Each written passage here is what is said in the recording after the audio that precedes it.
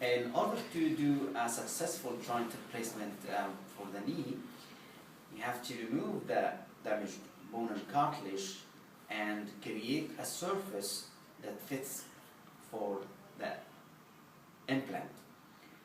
And every cut here has to be done perfectly well.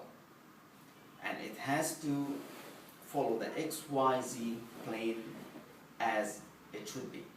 So any inclination in this direction, or this way, or rotation-wise, any error can cause a problem and make the joints to fail. The same applies to the leg bone. Although it is one cut on the surface here, but the same, it has to be done well so that there will be no inclination in the XYZ plane. In order to do this operation, during surgery we have to use conventional instrument system, which has been there for about 30 years. And this instrumentation system has at least more than 100 different pieces to help us make the cuts and also position the implant. And one of the steps that we have to do is we have to put a rod inside the medullary canal in order to calculate the axis of the thigh bone and the leg bone.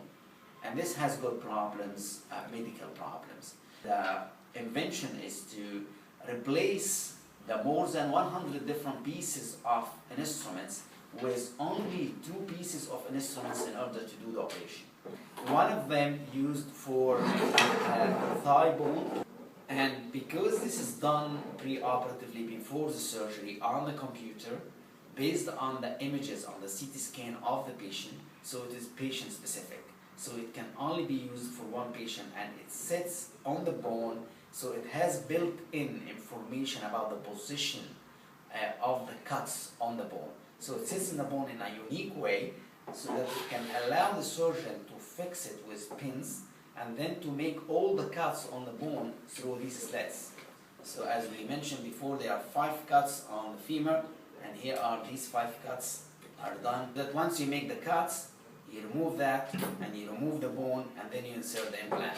And the same for the leg bone, where also you can position a piece here of material which is biocompatible, and once it is positioned and fixed by pins, then the surgeon can use the saw to make the cuts and then remove the bone and insert the implant.